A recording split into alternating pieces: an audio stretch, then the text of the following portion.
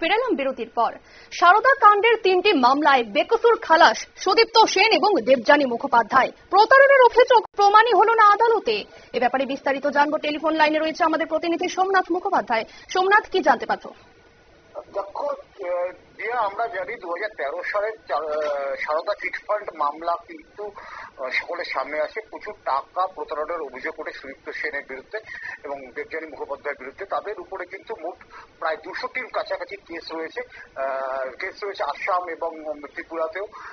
তারা কিন্তু বিভিন্ন রাজ্যের সারদা শাখা গড়ে উঠেছিল এবং মানুষকে টাকা ডবল করে দেওয়ার নামে কিন্তু তারা টাকা তুলছিলেন রীতিমতো।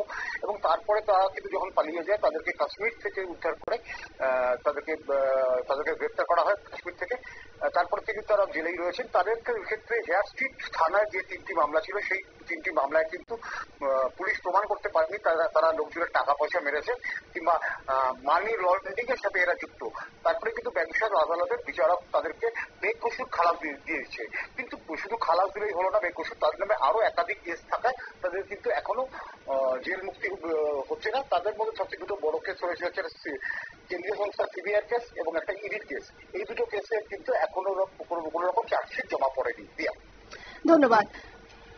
আপনারা শুনলেন। তবে এখনো পর্যন্ত এত বড় রায় পেলেও এখনই কিন্তু মুক্তি মিলছে না তাদের এবং জেল হেফাজতেই থাকতে হচ্ছে আরো কিছু মামলার কারণে।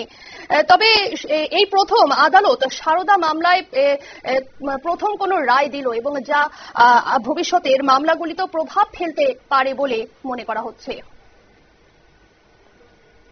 নিয়ে নিচ্ছে ছোট্ট একটি বিজ্ঞাপন বিরতি, সঙ্গে থাকুন।